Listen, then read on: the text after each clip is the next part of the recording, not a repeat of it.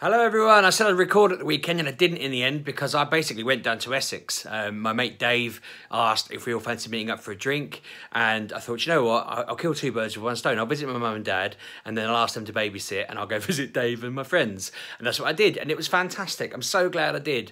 It's one of those weird things where I've been friends with two of them since like primary school-ish. On and off with one of them. We were in the same class, but we weren't exactly sort of mates. So we just knew each other. One of them I was mates with on and off throughout primary school, and then from like 1996 onwards, we kind of went to the same secondary school. Most of us hung out as friends, went to college together, went to uni with one of them for a little bit, and we just stayed in touch. That's how it rolls. But it's really funny because last year we met up once. We went for a weekend away, pretty much just before I started vlogging, and it was great. It was great to catch up. There was a nervousness. I mean, I chatted to one of them on the way down because I gave him a lift, and he was kind of like, it's a bit, you know, meeting up with people from school, you're all different now, so it's like, is it going to be the same? And it always is. It's always, you click instantly, and it's great. And I was still worried because it was like February that I last saw them and we went the whole rest of the year without seeing each other. And then he sent this message out about a month ago just saying, oh, you know, I had a kid at the start of the year, which we all knew. Turns out they're quite hard and I've not been about all year. And I just thought, do you know what, it'd be great to meet up for his birthday, which was on Friday. And he said he asked his fiancée if that could be his present. She takes the kid, pays for him to go out for the night with his mates. And we all met up. And when I said I was coming, he was like, oh, I wasn't expecting that because I was like, I have to travel down from Peterborough to London and normally I don't make it and all of that. So he was quite pleased. So, yeah, it was interesting. I kind of thought, will it be all right? Like, I wasn't sure what to think because I knew we'd fit on and it'd be fine. But it was like, I've not seen him for a while and we were just going to the pub. And I kind of thought, am I going to be going down there like it's the biggest night out ever because I've not been out properly in like a decade since I've had kids, or am I going to get down there and they're all going to be up for it and it's all going to be in fine form? And I'm pleased to say, I mean, I knew they'd be in form, but it was great. It was, you know, really good form. When I got to my mum's, she's straight off with, oh, so you're meeting up with Dave and the gang, are you? Oh, you know, how's Dave getting on with his son? And I'm like, I don't know yet, I've not seen him. How's your other mate getting on with his partner? Are they still together? I don't know, I've not seen him. Oh, you know, is so-and-so still working for that company? I'm like, I don't know, I've not seen them. And she's like, don't you talk to them all the time? And I said, yeah, we're on a WhatsApp group where we chat daily. We probably send in our group, like, I haven't checked it in the past 2 hours. There could very well be 60 messages in there because we talk constantly. It's one of the things, people who know me and see me on my phone a lot, it's probably because I'm in that WhatsApp group chatting to them. We talk around the clock. But she said to me, well, what do you talk about? And I'm like, well, whatever's happening, the news. We moan at each other for whatever things, whatever silly grudges we hold, like somebody voted a certain way or, you know, believes in a certain thing and we're all against it. So we all we all take it in turns to rip each other. It's great. But, it was quite funny because she basically made my conversation pieces. I was kind of like, if there's ever something I don't know what to say or there's a quiet period, I can just say, oh, how's it going at work? My mum wants to know. So that's pretty much what happened. My mate sat there and I said, oh, my mum's been badgering me all day. She wants to know if you're still with so-and-so. He was like, we broke up in March. I'm like, bloody hell. So I saw you a month before you broke up and I've not seen you since and you've just not mentioned it. And he was like, yeah, it just, you know, I hadn't had the chance to tell anyone and it didn't come up in WhatsApp, so that's that.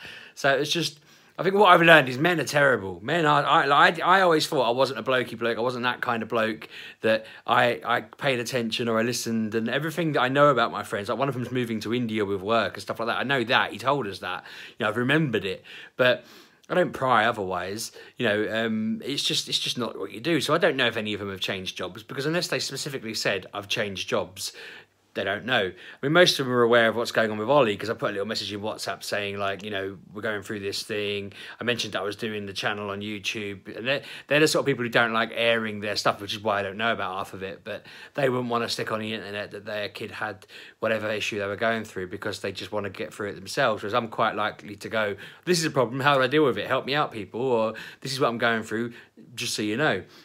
So, no, it was great fun and we caught up quite a bit. I had a nice journey with Claire on the way down there where I basically got on the train. We've been chatting a little bit like out in the public of just waiting for a train. When we sat down on the train, we just started talking about things we needed to sort out or whatever she was thinking. And she was like, oh, I've been thinking about how we really need to sort the house out. And I was like, I was literally thinking about the same thing this morning, and we were talking about things we needed to do and things we needed to sort, and we agreed that this weekend we're going to basically, we're not doing anything. I was supposed to be going to Edinburgh with work. I'm supposed to be getting on a train and going up there to do some event, but they've cancelled my need to be there. So I said to Claire, I want to basically clear out the entire house. I want to have nothing. I'm thinking I might even do a house tour video. If I can get it tidy enough that she's happy for me to do that, then that's what I'll do. I want to walk around and be like, this is our kitchen, this is where we break bread, this is just something lame like that. I thought it'd be quite cool to show you, well, I mainly want to show you Ben's room because it's the best room ever, and I want to show you how cool it is because Claire put a lot of effort into it when Ben was a baby. But anyway, I'm digressing a bit. So it was really nice catching up with her. I think that's probably the thing we've missed most. Having 3 kids, we never go out on date nights. We never really get to go out anywhere. And when we got to the pub, no one was there yet. So we stood having a chat and a drink. And I was shocked by London prices. London prices are the absolute worst. I ordered a beer and a rhubarb gin and lemonade, and it came to something like £13.50. And I was just like, oh, God. So then my mates kept going, do you want a drink? And I was like, no, like, don't buy us a drink. I said, I can't let you spend 15 quid on getting me and Claire a drink. Like, if it was just me and a fiver, I was expecting £5 pints of ale, but I was like, I can't make you spend £8 on Claire's drink. So every time she needed a drink, I'd just say no and let them buy her one, and so that'd be our round. You know, don't worry about buying me one in that round, because London's insane. I did put her off in it, but I felt guilty because she was enjoying it, and I said, we could have got 2 bottles of the rhubarb gin that you like with the amount we spent on these bloody drinks. London is, I said rhubarb is insane. London's insane for the cost of drinks. It's so mad. But I mean, we were in the Admiralty, it's called, right opposite the art gallery in Trafalgar Square. So Claire took some pictures like the tourist that she is. I tried to act like I fit in with my Essex accent and all of that. It was all old hat to me. I didn't have to take pictures, but it was quite cool being there by the Nelson's column and the lions and all of that. We had such a laugh anyway. We were out till probably, I don't know, 10:30, 11, and it was just fun. Like, I realised while I was sat there, and I've been thinking about this all day today, that it's the me they know is so different from the me that Claire knows, or the me that goes on videos, or the me that Kev knows, or the me that work knows. I think work is starting to know me more. It's been like 4 years, and, you know, they start to get used to how much of a geek I am, the things I'm into. It surprises me when people there kind of assume something about me that's quite accurate. But these guys know me ridiculously well, and I forget that Claire doesn't know half the stories that they know or that they were there for. So they sit there enjoying the fact that they tell Claire stories, and she's looking at me like, Jesus, like, you said what? You did what? And I'm like, shut up! You know, you're gonna get me in trouble.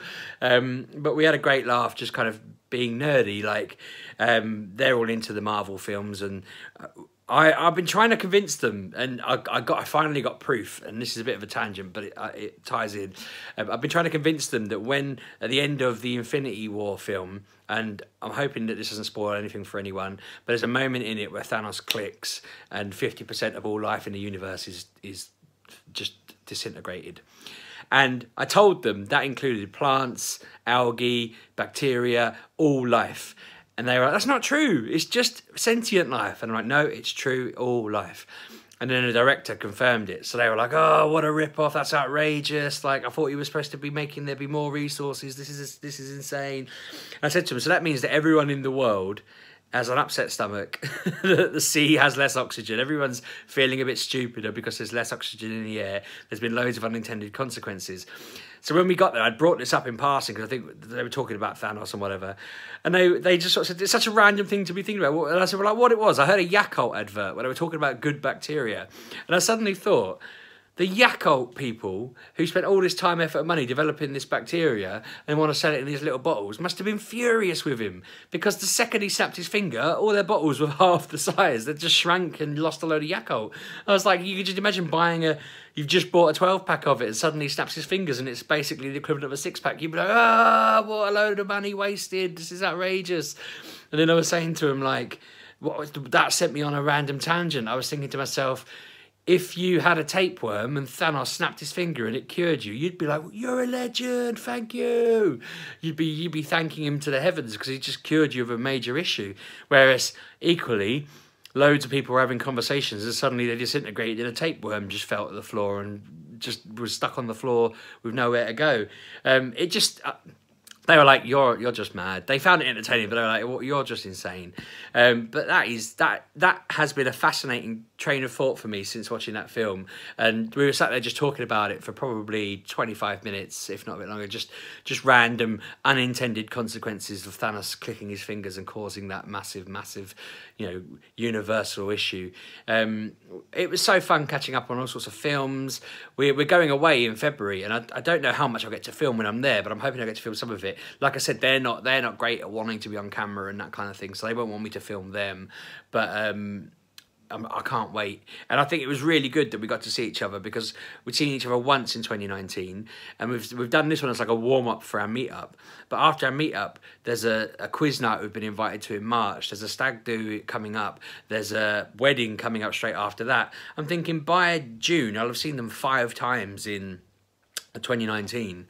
Whereas I saw him once last year and probably twice the year before. We normally meet up at Christmas, so I know I'll see him a 6th time at least. I'm thinking if I need to have him up here for some sort of party or something, that'd be great. But no, I made little notes, so I didn't remember any things that we were talking about. But it's just been great. It was so nice catching up with what they were doing. Nice catching up with like my mate's an artist, and he was telling me he's drawn in some. It's like a travelling book. You draw in it. It goes around the county of Essex, and people look at the book, and if they like what you do, they commission art. And he's got a few gigs.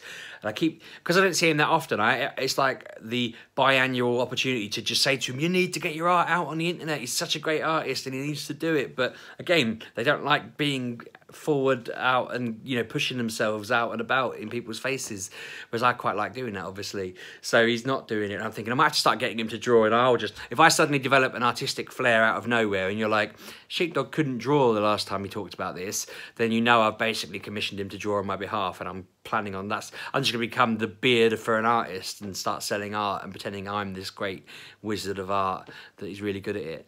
But no, anyway, I'm rabbiting. I'm going to stop. Seeing them all put obviously a bit of a spring in my step. Being back at work today, I've got a colleague who I get on really well with, but most of the time we just rip each other and we just take the mickey out of each other constantly. And I was already in today to come in and just start destroying him, but he's just come back from a holiday, and I think he was hungover, so he was quite quiet, and he was just kind of sat there with his head down, catching up on all the stuff from last week where he'd been off. So I'm up and he's down. I'm thinking I need him to be up tomorrow so I could just carry on my wave, because I've been feeling, it's been feeling really good. After a week of feeling a bit anxious and off and worrying about things, including this, I was worrying about going along and not getting on as well as we thought or whatever. I knew we would, as I say, but I just was worried that I'd get there and it'd be just like, oh, you're a drag because you're a boring old fart with your kids. But we spent most of the night not talking about any of that. I meant briefly a little bit. They asked a few questions. They're in a similar boat to me. Their parents are probably saying to them, oh, what's going on with Sheepdog and his, well, they don't call me that, but with his kids, and what's going on with this, that and the other. But we caught up. We're all good. So I can't wait to go out with him again at the end of, in February. And yeah, I just feel really cool. I'm really happy. And it blows my mind how rubbish men are. That's basically probably the point of my message, was meant to be, men are terrible. If you're watching and you don't know those fundamental questions about your friends, you need to go and ask them. These people I've known for so long, and I can't believe that I didn't know the answer to most of the questions my mum asked me. I might get her to ask me more questions more often, because at the time I was just like, I don't know, I'm trying to have a cup of tea, stop asking me questions about these people that you don't really know. Like, she's thinking of them all from when she saw them 15 years ago. Like, she hasn't seen them in donkey's years. So yeah, it's funny even that she wants to know, but I suppose mums just like to be nosy. Anyway, gonna wrap up. Thanks for watching. Subscribe, like, comment, all that stuff. I'm hoping it's gonna be a good week. We had a good day today with school stuff. Quick note on that, and this could be like a secret end of the video stuff. Ollie's got some sort of behaviour panel thing at school that we're going to talk to the school about. Hopefully that will help get him more support at school. That'd be great. I think that's helped a little bit. I was worrying about that, but actually I'm starting to think that should be positive, so that's taken a load off. And yeah, things just seem quite chipper at the moment. So thanks so much for watching. As I say, subscribe, like, comment, all that. I'm still pushing for 1,000, so if you can get me there, I need 8 more, I think it is. Although every time I mention it, it goes down, so please don't unsubscribe. And yeah, I will catch up with you on Wednesday. Cheers.